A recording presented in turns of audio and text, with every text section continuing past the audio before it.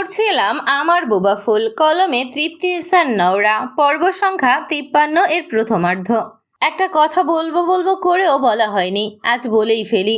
তোমাকে দেখার প্রথম দিন আমার হসপিটাল কিন্তু ছিল না সুখ, হয়তো তোমার মনে নেই। তারও আগে আমাদের আরও 3বার সাক্ষাৎ হয়েছে। কখন, কোথায়, কিভাবে সেটা ব্যাখ্যা না দিই আজ। সেই 3 সাক্ষাৎকারে একটা কমন ব্যাপার কি জানো? তোমার ভীতু চাহনি আর নিশ্চুপতা। প্রথম দেখাই সেই ভীতু চোখ দুটো আমি আজও ভুলতে পারিনি। ট্রাস্ট মি, না চাইতেও মনের ভেতরে ভেসে ওঠে হামেশাই। দিনের সকল ক্লান্তিকে ছুটি দিয়ে বিছানায় পিঠ এলিয়ে চোখ বুঝলেই নয়নতারায় ভেসে উঠত তোমার ভীতু মুখখানি। তোমার শহরে তোমার খুঁজতেও গিয়েছিলাম 2বার, পাইনি। এরপর হঠাৎ একদিন হসপিটালে একটা রক্তাক্ত দেহে এলো। ওই রকেস্টারও না পাগলটে স্বভাবের আছে, কোনো সন্দেহ নেই। বন্ড পেপারে সাইন না করার আগে পেশেন্টের অপারেশন সম্ভব নয় বলতেই কিভাবে চড়াও হয়েছিল আমার উপর। আঙ্কেল না সামলালে হয়তো এক খুশিতে আমাকেই হসপিটালের বেডে শুইয়ে দিত। এরপর ওটিতে ঢুকলাম। প্রথম দেখায় তোমাকে চিনতে পারিনি। পরে যখন চেহারা থেকে রক্ত পরিষ্কার হয়ে গেল, আমি প্রায় স্তব্ধ হয়ে গিয়েছিলাম এক মুহূর্তের জন্য। এই তো সেই মুখ, যেটা রোজ আমার চোখের তারায় ভেসে ওঠে। অতঃপর তোমার সাথে বন্ধুত্ব পাতলাম। এর আগে এটাও জানলাম তুমি কথা বলতে অক্ষম। বলা হয় হৃদয়ে ভালোবাসা জাগলে একটা সুন্দর মুহূর্ত অথবা এক নজরই যথেষ্ট। জানি না কথাটা পৃথিবীতে কে উপলব্ধি করেছিল সর্বপ্রথম, তবে কথাটি যে রটিয়েছে সে কিন্তু ঠিকই বলেছে। ভালোবাসে কিনা জানি না, তবে তোমার ভাবনায় মশগুল হলে হৃদয়ে অদ্ভুত এক প্রশান্তি অনুভব হয়। মস্তিষ্কের যত ধকল সব যেন ফিকে হয়ে আসে। তোমার অক্ষমতা নিয়ে আমার কোনো মাথা ব্যথা নেই সুখ। তোমার চোখের দিকে তাকিয়ে মনের না বলা কথা পড়ে নেওয়ার কঠিন প্রশিক্ষণ নেব না হয়। এমনই কিছু মেসেজ সুখের ফোনে প্রবেশ করেছিল সেদিন মেহরাবের নাম্বার থেকে। প্রবেশ মাত্রই তার নম্বর ব্লক করে দেওয়া হয় পরপর। আশফিয়ান বর্ণর প্রজ্ঞায় জীবনের এই পর্যায়ে এসে তার হৃদয়ের কোথাও না কোথাও শঙ্কা জেগে বসেছিল। ডক্টর এই লেখা পড়ে যদি ফুল দুর্বলতা অনুভব করে ডক্টরের প্রতি, যদি তার নাম মুছে হৃদ কুঠুরে ডক্টরের নাম লেখা শুরু করে, এমনটা হওয়ার কথা নয়, হতে দেয়া যায় না। ফুলের হৃদয় কেবল আশফিয়ান বর্ণর রাত চলবে আজীবন, আমৃত্যু। ঠিক তেমনি ডক্টরের মনেও ফুলের জন্য অনুভূতি বাঁচিয়ে রাখাটা অপরাধ। তাই জেসি বা যে কারোর সাথে তার বিয়েটা হওয়ার প্রয়োজনীয়তা ছিল। এখন ক্লান্তিদের ছুটি দিয়ে চোখ বুজে ফুলের কথা ভাবার আগে অন্য নারীর প্রতিচ্ছবি ভেসে উঠবে ডক্টর মেহরাবের মনস্পটে। নৈশব্দে বুঝিয়ে দেবে এটা অপরাধ, পাপ। ঠোঁট গোল করে শীষ বাজিয়ে বর্ণ মেসেজখানা পুনরায় সেভ করে রাখে। এরপর ছুঁড়ে ফেলার মতো ফোন রেখে দেয় ড্রেসিং টেবিলে। একবার ঘাড় কাত করে বেডের দিকে চায়। সুখ ঘুমিয়ে যাওয়ার ন্যায় চোখ বুঝে, কমফোর্টার বুক অবধি। বর্ণ তুড়ি মেরে বলে দিতে পারে ফুল এখনো জেগে। চোখ লেগে এসেছিল প্রায়। কিছু শব্দগুচ্ছের অবরিত নির্যাতনে হুড়মুড়িয়ে চোখ খুলল সুখ। ফ্যালফ্যাল চোখে শব্দের উৎস খুঁজে। ওই তো পায়ের দিকে বেডের কিনারে ঘেঁষে ল্যাপটপ হোল্ডারে ল্যাপটপ চলছে নির্বিকার। বেডে আধশোয়া হয়ে তাতে এক দৃষ্টে চোখ স্থির রেখেছে বর্ণ। সুখের পাশেই কিছু দূরত্বে তার অবস্থান। ফোঁস করে শ্বাস ছাড়ে সুখ। শব্দের তীব্রতা বাড়ছে ক্রমশ। উঠে বসে এই গভীর রাতে কি এমন দেখে মহাভারত উদ্ধার করছে? অতিষ্ঠে চোখ ঘোরালো ল্যাপটপে। অচিরেই চোখ পাকিয়ে আসে। মুভি চলছে, পটর পটর ইংরেজিতে কথা বলছে। সেখানে হিরো হিরোইনদের বিশেষ সিন চলমান। পরস্পরকে আষ্টে পিষ্টে জড়িয়ে গভীর চুম্বনে লিপ্ত হওয়া সিন। শক্ত করে চোখ খিসল সুখ। কত বড় খারাপ নির্লজ্জ মানুষটা, এসব অশ্লীল জিনিস দেখে। আওয়াজ তীব্র থেকে তীব্রতর হচ্ছিল। মাথা ভন ভন করে ওঠে সুখের। কঠিন চোখে বর্ণর দিকে তাকালো। তার ধ্যান জ্ঞান সব যেন ল্যাপটপেই ঢুকে বসে রয়েছে। পৃথিবীর অন্য কিছুকে প্রাধান্য দেওয়ার সময়ই নেই। সুখ আরও এক নজর ল্যাপটপ স্ক্রিনে দেখল। নরনারীর আদর মোহাব্বত গভীরে যাচ্ছে ক্রমশ। এক দৃষ্টিতে লোকটা ওদিকে কিভাবে চেয়ে আছে দেখো। ইচ্ছে করছে, ইচ্ছে তো অনেক কিছুই করে, সব কি পূরণ হতে আছে? দুহাতে কান চেপে শুয়ে পড়ে সুখ। না, কর্ণকঠোরে ল্যাপটপ থেকে ধেয়ে আসা আওয়াজ এত জোরে ঠেকছে যে হাঁসফাঁস শুরু হয়েছে। হয়তো আওয়াজগুলোর প্রতি ঘৃণা ধরছে বিধায় আরও পীড়িত হচ্ছে মস্তিষ্ক। কানের উপর বালিশ চাপা দিয়েও রেহাই পাওয়া গেল না। তুলতুলে নরম বালিশ ভেদ করে ঠিক ওই আওয়াজ পৌঁছে যাচ্ছে। ফের উঠে গেল। কটমট করে দাঁতে দাঁত চেপে এক দৃষ্টিতে বর্ণর নিরুত্তাপ মুখের দিকে তাকিয়ে রইল। ঘাড় মটকে দেওয়ার বাসনা জাগছে একবার। বর্ণর হাত উঠে আসে আচানক। আলগোছে সুখের চোয়ালে চেপে মুখশ্রী ঘুরিয়ে দিল ল্যাপটপের দিকে। মুখ খুলল। ফার্স্ট নাইট উপলক্ষে এভাবে একবার কিস করতে দে। সয়ার। পরবর্তী 1 সেকেন্ডের মাঝে রুমে নীরবতা নেমে আসবে। কান দুটো ঝিনঝিন করে উঠে বোধ করি। উষ্ণ ধোঁয়া বের হচ্ছে যেন।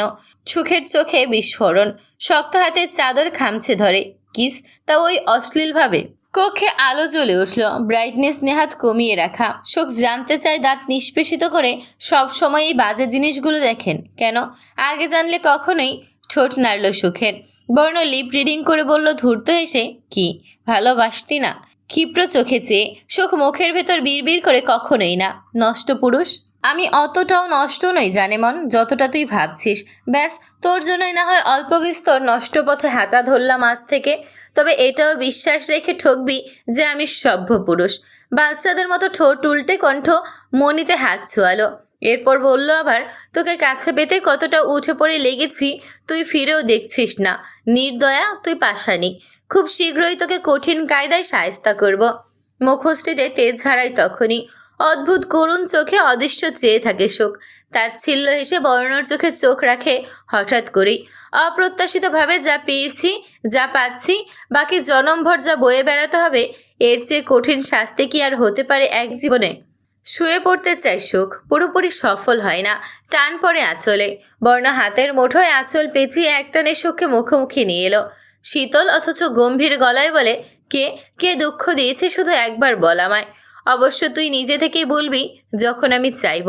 আমার উপর রাগ ক্ষোভ ঝাড়ার সময় দিয়েছি না। তুই আমি আমাদের মাঝে আপাতত থার্ড কোনো টপিক আনতে চাইছি না।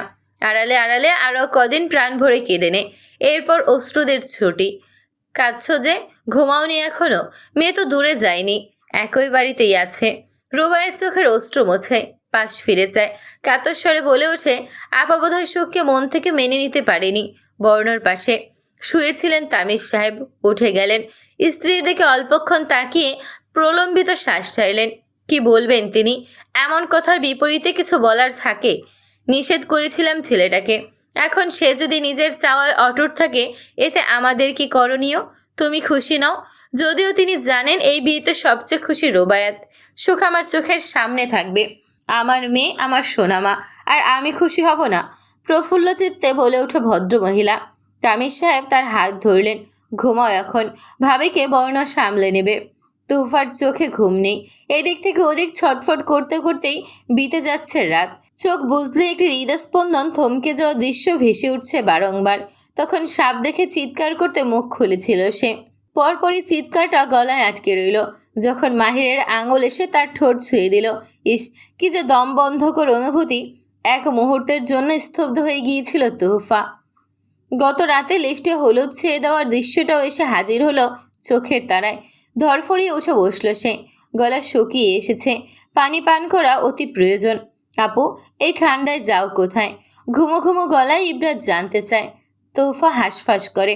এলোমেলো অনুভূতিতে হৃদয় ভার। গলার স্বর আমতা আমতা। পানির তেষ্টা পেয়েছে। তুই এখনো জেগে আছিস? ঘুমিয়েছিলাম তো, কিন্তু তুমি ঘুমাতে আর দিলে কোথায়? যেভাবে একাত নড়ছিলে, আরামের ঘুমটাই ভেঙে গেল। সরি রে, আমি আসলে থাক, আমার চোখে এখনো ঘোর। ঘুমাই আমি। বেশি কথা বললে ঘুম পালিয়ে যেতে পারে। Good night. মুখের উপর কমফোর্টার তুলে দিল সে। তোহফা ফোঁস করে শ্বাস ছাড়ে। অযথাই বুকটা ধরাস ধরাস করছে অস্থিরতায়। এমন কেন হয়? আইজাক কক্ষে প্রবেশের পর থেকেই থম মেরে বেডের এক কিনারে বসে প্যাচ প্যাচ করে কাঁদছেন। রাগ ঝাড়ছেন স্বামীর উপর। আমি কি ওর মা নই? নাকি মা হিসেবে মানেই না? বিয়ে করবে ভালো কথা, আমাকে একবার জানানোর প্রয়োজন বোধ মনে করলো না? এতটা নগণ্য হয়ে গেছি? নাক টেনে আঁচলে মুখ মুছলেন। আজাদ সাহেব নিরুপায় মুখে বলেন, আমাকেও তো বলেনি কিছু। মুখ ঝামটা মেরে অন্যত্র ঘুরে গেল আইজা। সময় গড়ায় অল্পক্ষণ। ফের বলল, পৃথিবীতে এত এত মেয়ে থাকে, সুখকেই বা কেন মনে ধরল ওর? কেন?